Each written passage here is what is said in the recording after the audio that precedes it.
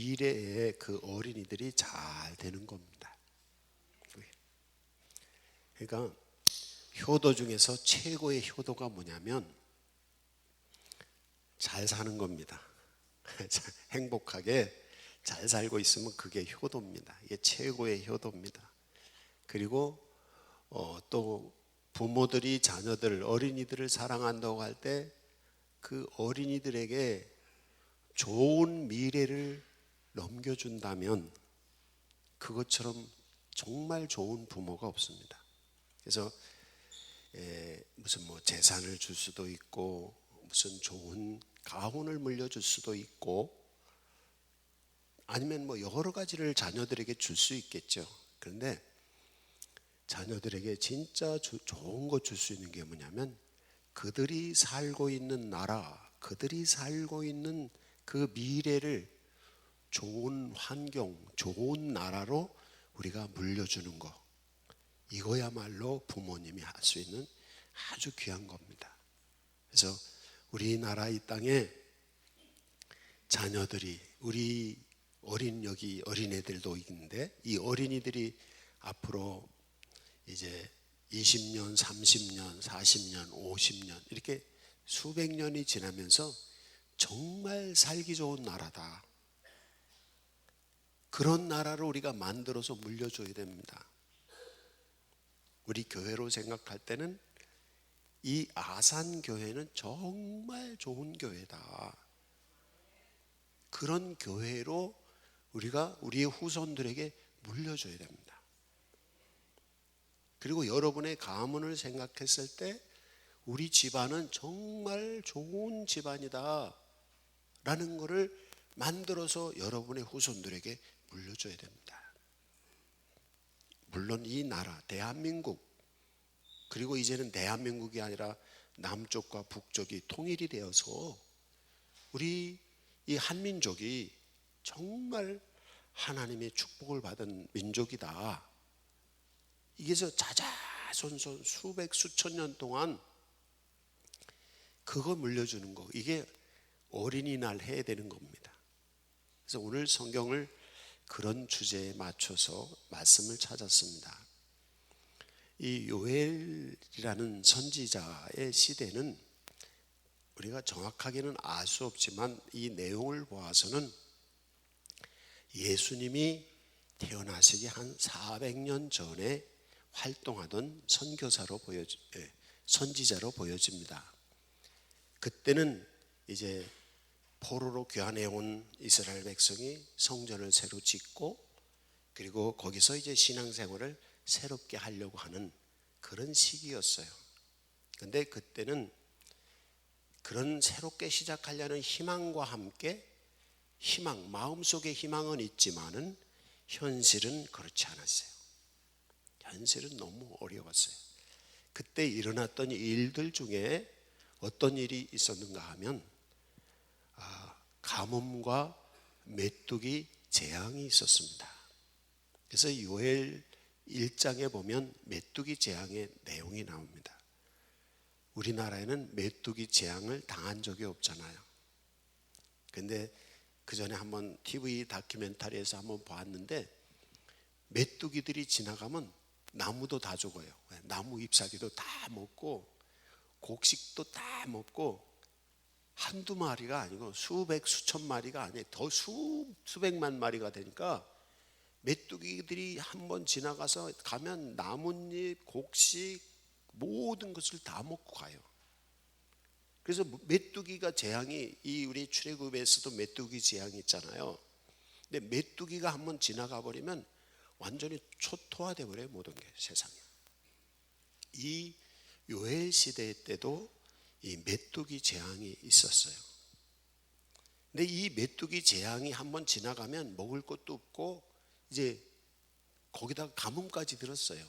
정말 힘들었어요. 이때 이 메뚜기 재앙을 통해서 하나님께서 이 요엘 선지자를 통해서 예언하시는 겁니다. 무슨? 여호와의 날이 임할 거다. 우리가 여호와의 날 하면 딱 머릿속에 떠오르는 게 뭡니까? 주일, 또 여호와의 날 그러면 떠오르는 게 심판. 우리가 여호와의 날 하면 딱 먼저 생각해야 되는 게 심판입니다. 종말론적 시각에서 하나님께서 심판하실 거다.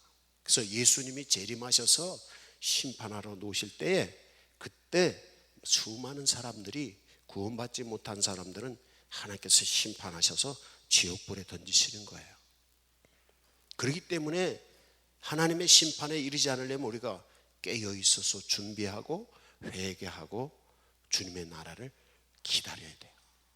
그래서 주님의 나라를 믿음으로 기다리는 사람들, 회개하고 주의 나라를 기다리는 사람들에게 예수님이 재림하셔서 심판하시는 때는 그 사람들에게는 구원의 날입니다.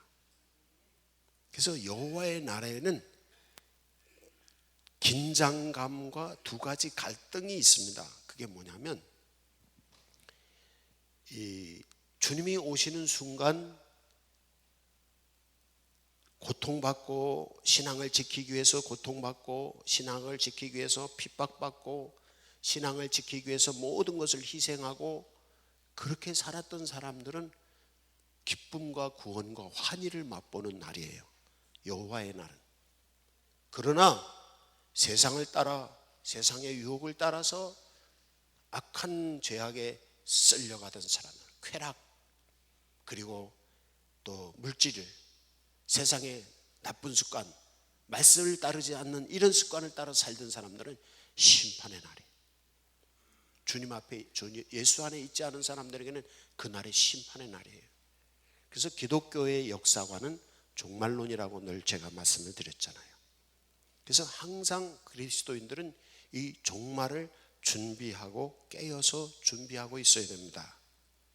그래서 주님의 심판이 언제 올지 몰라요. 그래서 언제 올지 그 모르는 그 심판 앞에서 내가 주의 여호와의 날에 심판을 받는 자가 아니라 여호와의 날에 구원을 받는 자가 되기 위해서 항상 긴장하고 있어야 됩니다. 그래서 종말론적 삶이라는 것은 뭐냐면 항상 긴장하고 깨어 있어서 준비하고 사는 삶이에요. 그리스도인의 삶은 그런 삶이어야 됩니다. 아침에 일어나서 하나님 오늘 하루를 주셔서 감사합니다. 그러나 주님 나라가 오늘 임한다면 내가 오늘 주님의 나라에 갈 수 있도록 저를 지켜주세요 하고 기도하고 준비하고 하루를 시작해야 됩니다. 준비되어 있지 않던 사람들, 갑자기 여호와의 날이 임해서 주님이 재림해서 심판하시거나, 우주적인 종말론은 모든 사람들을 심판하시는 것이다 한다면, 개인적인 종말론은 한 사람이 이 세상을 떠나가는 겁니다. 그렇잖아요. 젊은이도 나이 든 사람도 누구든지 언제 불러가실지 몰라요. 항상 준비하고 있어야 됩니다. 그게 뭐냐면 종말론적 삶이에요. 그래서 항상 깨어 있어서 준비하고 죄악 가운데 있지 아니하고 말씀 가운데 예수 그리스도 안에 늘 있어야 되는 것입니다. 그게 그리스도인의 삶인 겁니다. 그래서 늘 깨어서 긴장하고 준비하고 있다가 주님이 오시면, 주님이 부르셔서 하늘나라로 나를 부르실 때는 아멘 할렐루야 찬송을 부르면서 가는 거예요. 그건 구원받은 사람이 할 수 있는 거예요. 그리고 주님이 부르시는데 준비가 안 된 사람은 주님 잠깐만 계세요, 잠깐만 계세요라고 그게 잠깐이 됩니까? 또 잠깐 동안 준비할 수 있습니까? 안 되는 것입니다. 그래서 우리가 항상 깨어 있어서 하나님의 나라를 준비하는 성도가 되어야 될 줄 믿습니다. 그래서 이 여호와의 날은 주님이 심판하시는 날이에요. 그래서 여호와의 날을 얘기할 때는 항상 이 변증법적 상태입니다. 믿는 사람은 구원, 믿지 않는 사람들은 심판. 그래서 두 가지 갈등이 일어나는 시기이기 때문에 이 종말론적인 삶을 사는 성도들은 항상 갈등하며 살게 되어 있습니다. 내가 세상을 따라, 욕심을 따라 죄짓고 살 건가? 아니면 내가 하나님의 말씀을 따라서 의의 길로, 진리의 길로, 선한 길로 갈 건가? 할당 갈등이에요. 이것은 종말론의 시기에 주님이 재림하셨을 때도 이 갈등이 일어나지만 순간순간 우리는 내가 죄를 짓까? 죄를 짓는 건 육체의 욕심, 세상적인 욕심이에요. 세상의 자랑, 육체의 정욕 이런 거 쫓아가는 거, 욕심을 따라서 가는 거. 근데 그걸 안 하고 말씀을 따라갈까? 이런 갈등이 항상 있는 거예요. 그래서 두 가지 변증법적 삶을 살 수밖에 없는 게 종말론적인 삶의 자세입니다. 여러분, 이제 여러분의 삶에서 무엇인가 선택해야 될 때에 그 선택해야 될 때 첫 번째 생각하시는 게 있습니다. 그게 뭐냐면 여호와의 날, 예수님이 재림해서 심판하시는 날을 기억을 하세요. 지금 내가 이 순간을 선택하는 순간, 이때 예수님이 재림하신다면 나는 어떻게 될까? 지옥 갈까? 천국 갈까? 이 두 가지 변증법에서 갈등 속에서 여러분이 선택하셔야 됩니다. 그래서 무엇이든지 판단하고 결정할 때 지금 재림하신다면 내가 천국에 갈 수 있나? 그 천국에 갈 수 있는 쪽으로 판단을 하세요. 주님이 지금 재림하신다면 내가 이렇게 하는 거 보고 주님이 심판하시지 않을까? 그럼 그거 버리세요. 이겁니다. 그래서 이제 보통 성경에 보면 가장 여호와의 날을 얘기할 때는 종말론을 얘기하고 있고요. 이 종말론적 삶과 연결되는 것이 있습니다. 그게 뭐냐 하면 왜 하나님이 심판을 하실까요? 하나님이 심판하시는 이유는 뭘까요? 하나님이 심판하시는 이유는 이렇습니다. 뭐냐면 사람들이 세상을 더럽혀 놨어요. 이 더럽힌 세상을 청소하시는 겁니다. 그럼 악한 사람이 계속 있으면 그 세상은 어떻게 돼요? 그 세상은 지옥같이 되는 거예요. 그래서 악한 사람을 심판하시고 선한 사람을 놔두시는 거예요. 그래서 세상은 좋은 세상이 되는 겁니다. 기억하시기 바랍니다. 그래서 하나님이 심판하시는 이유는 하나님이 창조하시고 섭리하시는 하나님의 다스리시는 이 온 세상을 하나님이 보시기에 좋은 쪽으로 만드시기를 원한 거야. 그럼 하나님이 보시기에 좋은 게 뭐냐? 하나님이 보시기에 좋은 거 두 가지 기억하세요. 누가복음 2장 14절에 보면 예수님이 태어날 것을 천사들이 예고하면서 천사들이 하늘에서 찬송을 하는 소리가 있습니다. 그 찬송 소리에 두 가지 핵심 개념이 있는데 하늘에는 하나님께 영광이요 땅에서는 그 기뻐하심을 입은 사람들 중에 평화로다. 하나님이 기뻐하는 세상은 어떤 세상이냐면 하나님께 우리가 영광을 돌리는 거예요. 그리고 사람들 사이에 평화를 만들어가는 거예요. 이거 하나님이 원하시는 거예요. 만약에 우리가 평화의 마음이 없고 하나님께 영광 돌릴 마음이 없다면 그건 하나님의 심판의 대상입니다. 그래서 하나님이 심판하시고 청소하시는 것은 뭐냐면 하나님께 영광 돌리고 사람들에게 평화하게 하는 이게 있다면 하나님 심판이 아니라 거의 축복이 오는 거예요. 할렐루야. 이제 여러분 기억하세요. 이제 오늘 요엘서 2장에 보면 꿈을 꾼다는, 이상을 본다는 내용이 있습니다. 이 꿈과 이상은 어떤 꿈을 꿔야 되느냐? 이 두 가지 꿈입니다. 하나님께 영광 돌리는 꿈을 꾸셔야 됩니다. 여러분이 하나님께 영광 돌리고 교회에서 예배하는 꿈을 꾸세요. 하나님께 찬송을 올리는 꿈을 꾸세요. 천국에 가서 하나님을 만나는 꿈을 꾸세요. 최고의 꿈입니다. 그것과 함께 우리가 무슨 꿈을 꿔야 되냐면 평화롭게 사는, 나도 평화롭고 내 가족과 내 이웃들이 서로 평화롭게 하는 이 꿈을 꾸세요. 이 두 가지 꿈, 이게 천국의 꿈입니다. 천국 가면 서로 싸울까요? 안 싸울까요? 만약에 거기 그 천국인데 갔는데 천국인 줄 알고 갔는데 막 싸워. 왜? 더 좋은 자리 앉겠다고, 더 대접받겠다고, 더 많은 거 갖겠다고. 그럼 거기는 천국이 아니에요. 거긴 지옥으로 간 겁니다. 아무리 반짝반짝 금으로 돼 있고 뭐 좋은 집이고 해도 근데 막 싸우고 있어. 그럼 천국은 아닌 것입니다. 우리 성도들이 성령이 임하셔서 여호와의 날에 여호와의 영이 임하셔서 이상을 보고 꿈을 꿀 수 있는데, 그 꿈이 뭐냐면 하나님께 영광 돌리며 예배하는 꿈입니다. 그리고 거기 하나님께 예배하는 사람들이 모여서 개인적으로 평화롭고 다른 사람들과 사이에 평화를 누리는 겁니다. 이 꿈을 꾸셔야 됩니다. 여러분의 마음이 평화롭지 않습니까? 만약에 여러분의 마음이 지금 여러분의 마음에 평화가 없다면 여러분은 꿈을 꾸십시오. 주님, 지금 나는 마음이 불안합니다. 주님, 난 누구하고 싸웠습니다. 나는 누가 밉습니다. 그런 마음이 들 때 하나님, 이 마음을 버리고 정말 여호와의 영이, 성령이 내 안에 오셔서 평화의 꿈을 꿀 수 있게 해주십시오. 그 기도를 하세요. 그 기도하는 걸 일컬어서 뭐라고 하냐면 회개하는 것입니다. 회개. 그냥 내가 막 승질나. 내가 승질나는 건 내 마음이 평화로운 거예요? 안 평화로운 거예요? 안 평화로운 거예요. 승질난 사람 옆에 갔다가는 무슨 일 당해요? 봉변당하는 겁니다.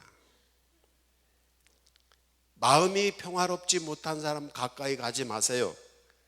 가면 당합니다. 그러나 마음이 평화롭고 기쁘고 행복한 사람 옆에 가세요. 무슨 일이 일어날까요? 행복해지고 평화로워지는 것입니다. 그리스도인은 평화의 도구입니다.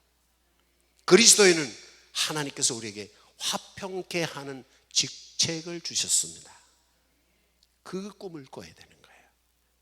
그래서 요엘 시대의 메뚜기 재앙이 지나가면서 이 사람들에게 하나님께서 여호와의 날이 임할 거라는 거예요.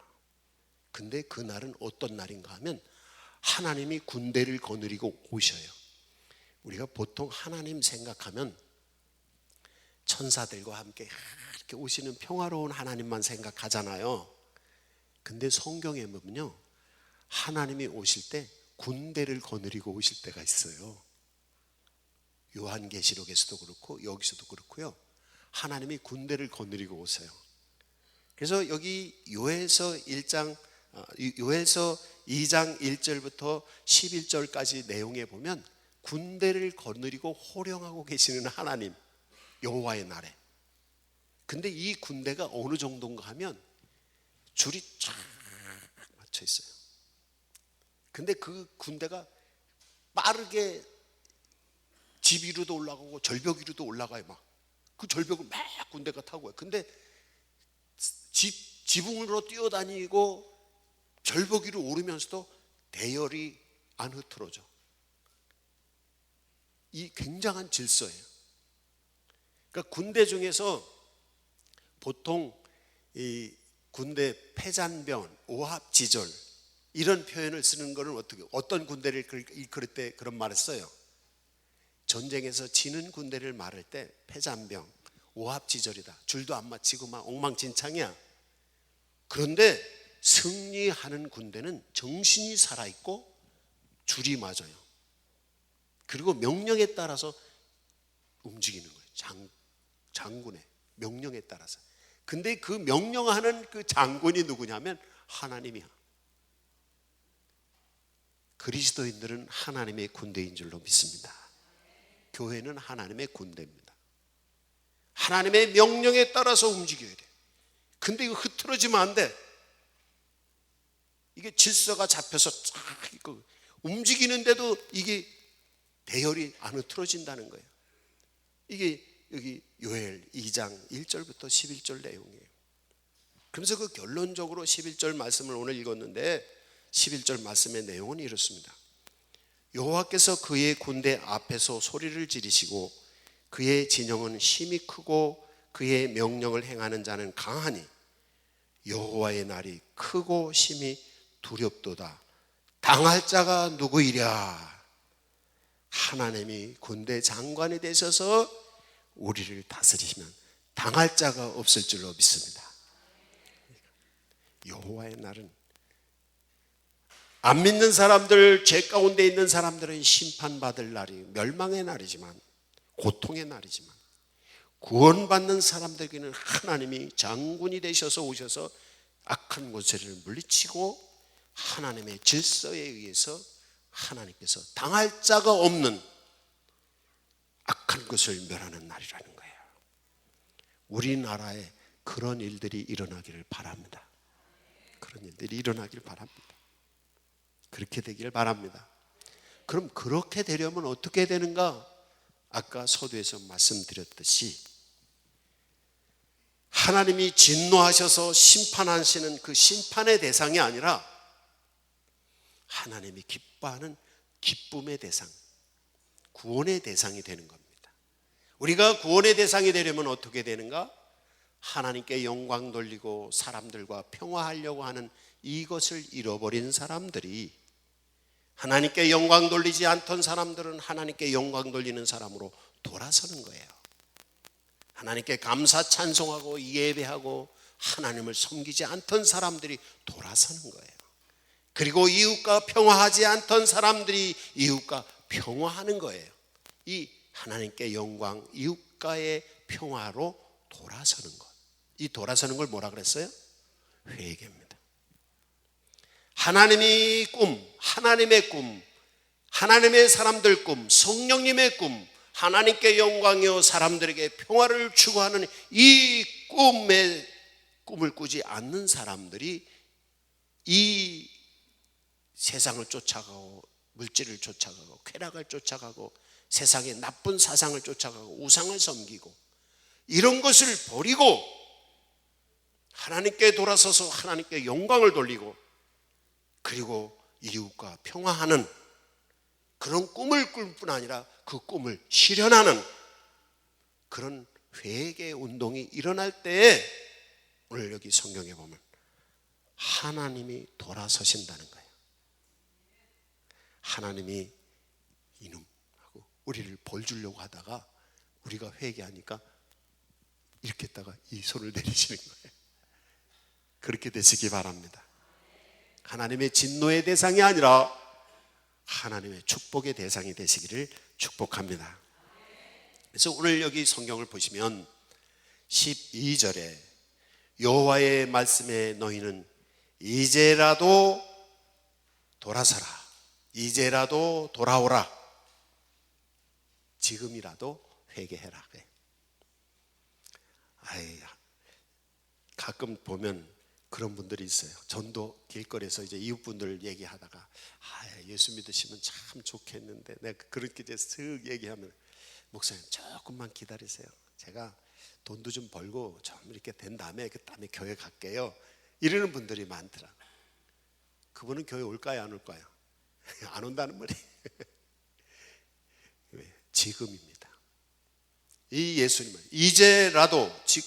이제라도라는 말은 이제가 아니고 이제라도라고 하는 말은 무슨 뜻이 들어있어요? 그 라도라는 말에 지금 때가 늦었다는 뜻입니다. 회개할 때가 늦었어요. 늦었으니까 이제라도 빨리 회개해서 돌아와야 돼요. 왜? 여호와의 날이 임박했으니까. 하나님께서 군대를 거느리시고 와서 죄악 가운데 있는 당할 자가 없도록 예수 믿지 않고 죄 가운데 살아가는 사람들을 다 심판하실 때가 곧 왔으니까 지금 이제라도 깨어 있어서 당장 회개하라는 거예요. 이제 당장 회개하시기 바랍니다. 근데 여기서 하나님과 사람과의 사이는 어떤 사이인가 하면 사람이 돌아서면 하나님도 돌아서세요.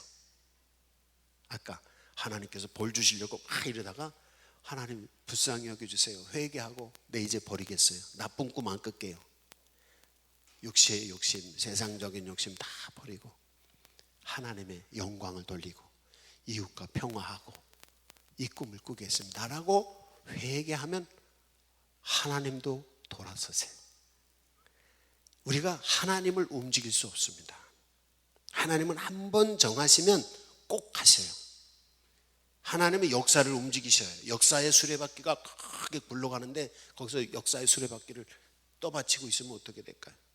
안 돼요. 어떤 분이 글쎄 차를 언덕에다 세워놨는데 이 차가 막 차를 내리는데 보니까 차가 막 굴러가는 거야. 그래가지고 자기 차를 막 붙잡았어. 어떻게 됐을까? 차에 치여서 목숨을 잃었어요. 하나님이 역사의 바퀴를 움직이시고 가시는 데는 하나님의 대항을 해서 살아남을 사람이 없어요. 근데 하나님이 그 역사를 바꾸시기도 해요. 어떨 때 바꾸시느냐 하면 하나님은 우리가 돌아서서 회개할 때,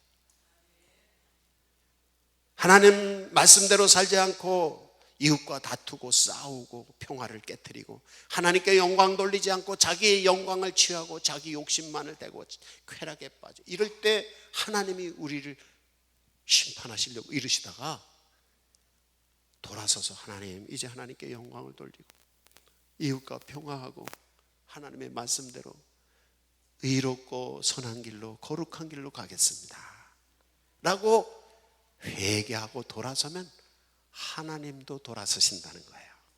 할렐루야. 하나님을 움직일 수 있는 방법 딱 한 가지입니다. 회개하는 겁니다.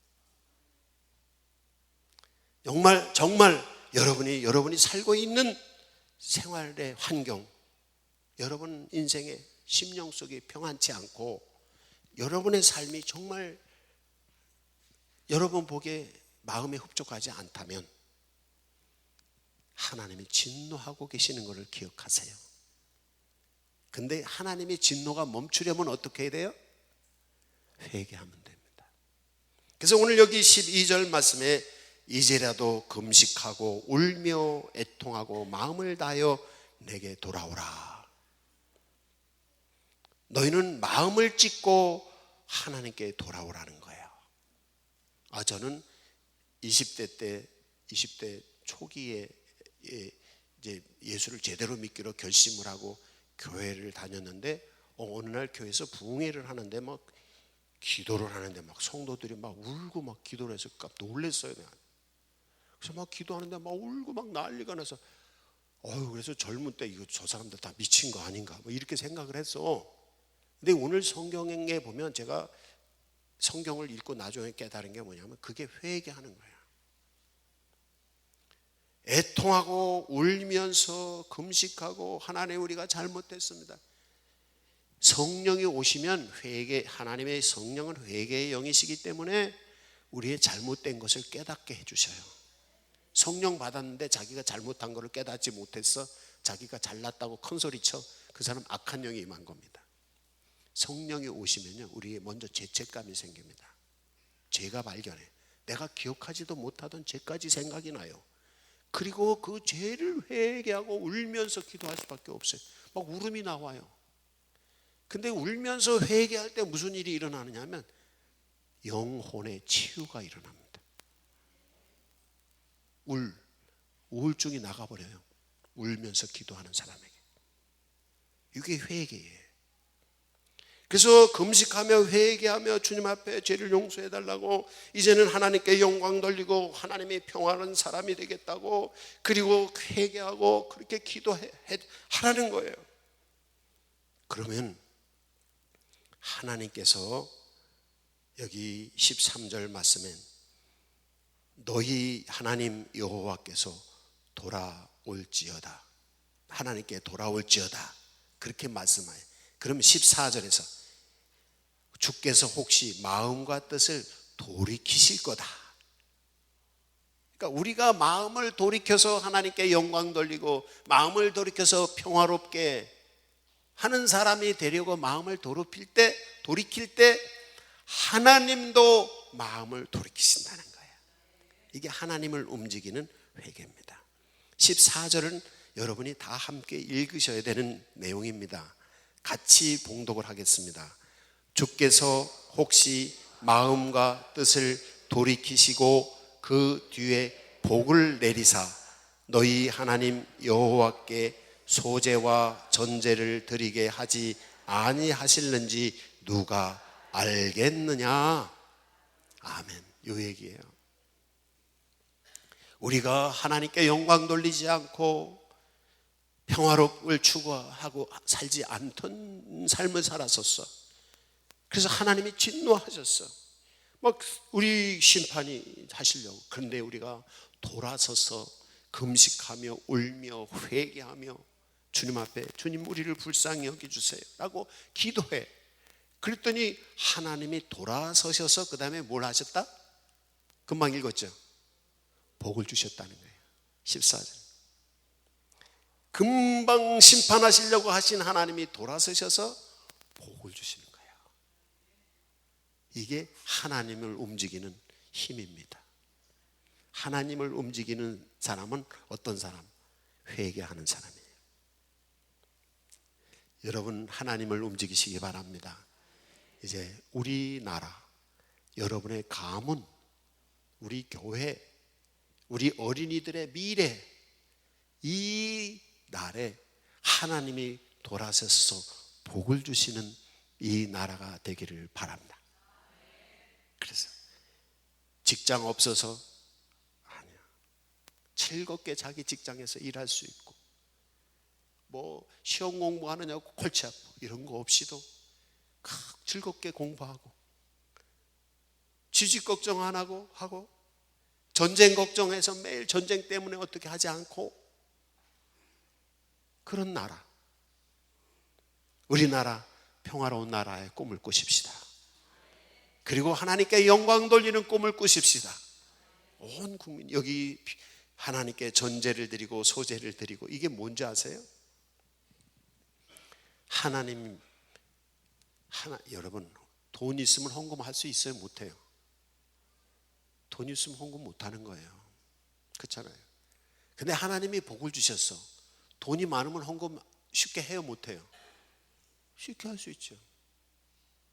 또 복 받고도 안 하시는 분도 있지만, 그런 거 죄고, 그런 분들은 하나님이 돌아서서 복을 주시면 기쁨으로 주님께 소제, 이게 헌금 드린다는 뜻이에요. 제물을.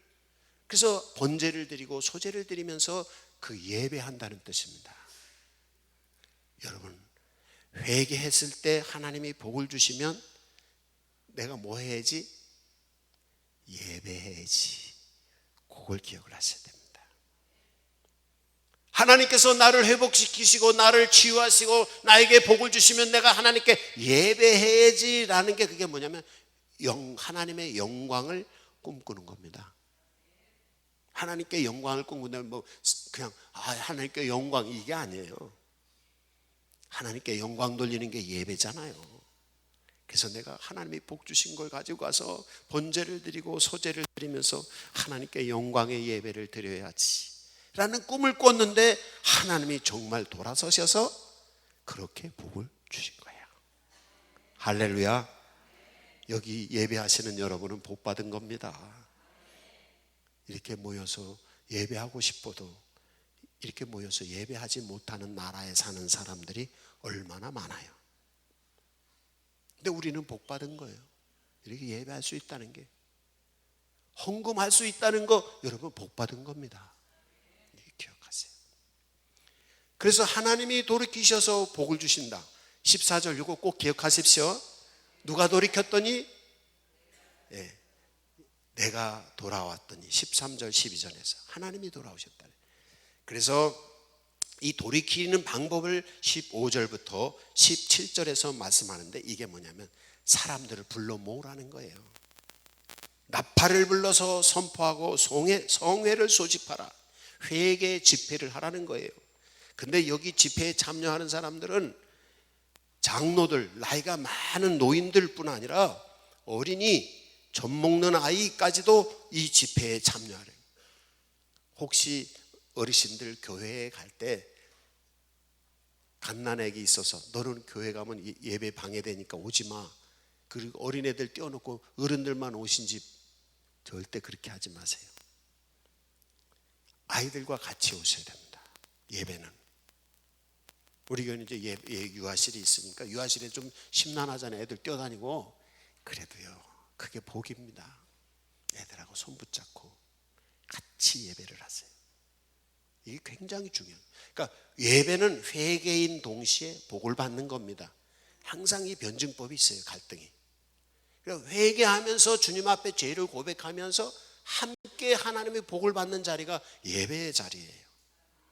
이 자리에 여러분 복 받는 자리에 자녀들 집에 놔두고 여러분만 와서 복 받으면 여러분 집안이 되겠어요? 안 되겠어요? 그 답하지 마세요. 함께 와서 예배하는 집안이 되겠어요? 안 되겠어요? 되는 겁니다. 되는 겁니다. 그거예요. 저는 우리 집에서 아이들을 교육하는, 훈육하는 아주 철저한 법칙이 있는데, 그 철저한 법칙이 두 가지입니다. 첫째는 예배를 절대 빠지지 말 것. 둘째는 11조를 꼭 드릴 것. 그래서 용돈을 주면 11조를 했는지 안 했는지 제가 확인을 해요. 요새도 제가 우리 아이들이 교사하잖아요. 그럼 11조 안 했는지 확인합니다. 그리고 주일 잘 지키도록, 하나님께 예배하도록. 게임을 하든 뭐 친구들하고 어디 가든 난 그런 거 상관 안 해요. 뭐 공부 안 해도 난 뭐라고 안 해. 어릴 때. 근데 예배 시간에 안 왔다고는 죽어. 왜? 저녁 예배도 오게 해서, 수요일 예배, 저녁 예배 때도 어린애들, 초등학생 어릴 때부터 예배. 하나님 잘 섬기니까요. 우리 애들은 학원 안 가고 뭐 돈이 없으니까 학원 보낼 돈도 없었는데도 하나님 다 공부 잘하게 하셔서 교대 나오고 이렇게 했잖아요. 하나님이 책임져 주시는 겁니다. 우리가 돌아서서 하나님께 영광을 돌리고 평화를 도모하는 사람이 되면 하나님이 돌아서서 복을 주시는 줄로 믿습니다. 이거를 여러분이 믿으셔야 돼요. 그래서 이 믿음을 가지고 사세요. 하나님이 우리와 함께 하십니다.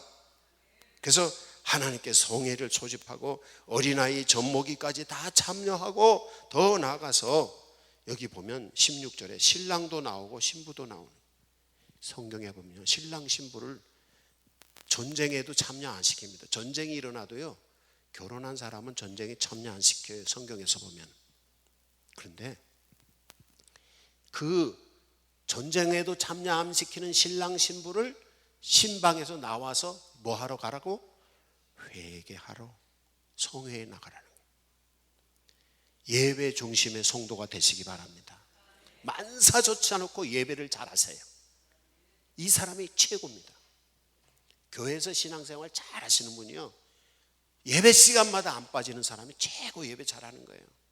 헌금 해야 되지만 헌금 못해도 좋아요. 예배 철저하게 하세요. 하나님이 복이 주십니다. 예배가 최고입니다. 하나님께 영광 돌리는 게 예배예요. 이 예배 잘하면 되는 것입니다.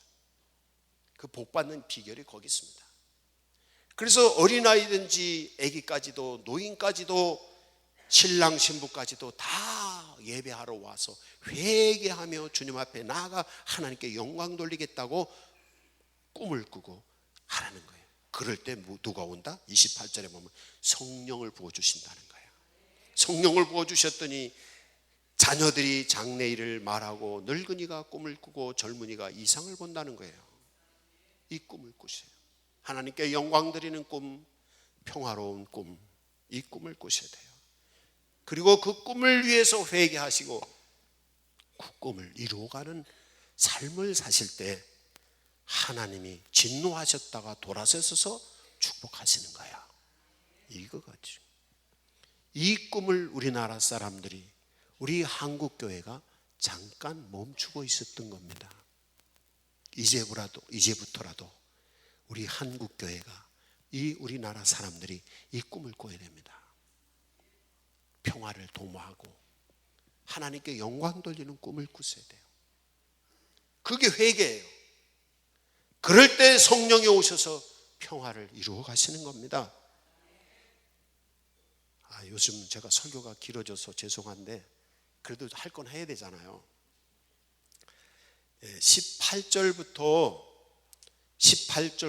27절까지는 하나님이 복 주신 내용이 세 가지로 요약이 됩니다. 32절까지로는 네 가지로 볼 수가 있어요. 그냥 세 가지로 보겠습니다. 어떠냐면 18절 19절에 곡식을 주신다는 거예요. 흡족하게 주신다는 겁니다. 하나님께서 물질을 채워주시되 우리에게 흡족하게 복을 주실 줄로 믿습니다. 뭐 하는 자에게? 회개하고 주님께 영광 돌리고 평화를 도모하는 자에게 흡족하게. 물질 부족해서 어려움 당하지 않는 여러분 되시기를 바랍니다. 20절부터 군대를 몰아내신다는 거예요. 여기 보면 북쪽으로 몰아내고 동쪽으로 몰아내고 서쪽으로 몰아내고 군대가 하나님께서 다 몰아내시기를 바랍니다. 그래서 이 땅이 평화의 땅이 되기를 바랍니다. 그리고 21절부터 27절에 보면 기뻐하고 즐거워하라. 21절은 다 함께 우리가 봉독해야 되겠습니다. 땅이요 두려워하지 말고 기뻐하며 즐거워할지어다. 여호와께서 큰 일을 행하셨음이로다. 아멘. 하나님께서 큰 일을 행하셨기 때문에 기뻐하고 즐거워하라는 거예요. 두려워하지 말고. 23절에서는 시온의 자녀들은 너희는 하나님 여호와로 말미암아 기뻐하며 즐거워하라는 거예요. 이른 비와 늦은 비를 적당하게 내려주신다는 거예요. 포도즙 들과 항아리에 포도주와 기름이 넘치게 주신다는 거예요. 하나님의 축복이 이 땅에 머무르기를 바랍니다. 어린이날 우리 어린이들 세대에, 우리 자자손손의 세대에 이 축복이 임하기를 원합니다. 그래서 물질 때문에 걱정하지 아니하고 전쟁 때문에 걱정하지 아니하고 기뻐하며 감사하며 하나님께 영광을 돌리고 이웃 간의 평화를 도모하는 그런 이 땅이 될 수 있도록 우리가 꿈을 꾸는, 회개하고 꿈을 꿔야 됩니다. 이게 아무리 어버이날이 되고 아무리 어버이날 가서 뭘 드리고 자식 걱정하면 그 어버이가 효도가 기쁨이 있겠어요? 그렇잖아요. 손자가 잘못되고 그러면 그 할아버지 할머니가 마음이 편하겠어요? 아무리 좋은 선물을 받아도. 그러나 자녀가 잘되고 손자 손녀들이 잘되면 뭐 갖다 주지 않아도 좋아. 잘되면 더 많이 갖다 주겠지. 그러나 자녀들이 잘되면 그것처럼 더 잘 게 없어요. 우리의 미래의 자자손손에 하나님이 물질의 부족함이 없고 전쟁의 위협이 없고 하나님을 섬기고 하나님께 영광을 돌리고 교회마다 예배하는 자들이 가득 차서 예배 찬송하는 소리가 들리는 꿈을 꾸십시다. 그리고 이웃 간의 평화를 만들어가는 그 평화의 마음의 꿈을 꾸십시다. 이게 회개 운동이 우리에게서 일어나는 것입니다. 그러면 우리의 자녀들에게는, 그리고 우리의 미래에는 희망이 있는 것입니다. 이 꿈을 우리가 잃어버렸어요. 매일 싸우고 자기 욕심 채리냐고 싸우고 내 거 챙기고 내 자식 챙기고 우리 편 챙기고 내 당 챙기고 결국에 서로 싸우면 어떻게 다 같이 망하는 거죠. 그게 아니라 평화를 선포하고 평화를 꿈을 꾸시기 바랍니다. 그때 주어주시는 또 축복 하나, 28절부터 32절 성령을 부어주신다는 거예요. 여러분 성령의 부음을 받으시기 바랍니다. 살아계신 하나님의 영이 여러분이 임하시기를 원합니다. 이런 사람들이 하나님께 영광 돌릴 수 있고 이런 사람들이 꿈을 꿀 수 있는, 평화의 꿈을 꿀 수 있습니다. 성령이 계시지 않으면, 하나님이 우리를 떠나시면 우리는 평화를 꿈꿀 수도 없고 평화를 누릴 수도 없습니다. 하나님이 떠나시면 우리는 하나님께 영광 돌릴 수도 없습니다. 하나님의 성령이 여러분에게 함께 하시는 축복이 임하기를 원합니다. 그래서 회개하는 자에게 곡식을 주시고 물질을 주시고, 회개하는 자에게 전쟁이 물러가고 평화가 오게 하시고, 회개하는 자에게 하나님께서 성령으로 임하셔서 함께 하시고, 회개하는 자에게 기쁨으로 하나님께 예배하게 하신다는 거예요. 이런 축복이 올 것을 우리가 믿고 회개하는 우리 성도들이 다 되시길 바랍니다. 여러분 자녀들 시대에 전쟁 없기를 바랍니다. 여러분의 자녀 세대에 물질이 풍요하기 바랍니다. 우리들 자녀 시대에 행복한 삶이, 평화로운 삶이 열려지기를 바랍니다.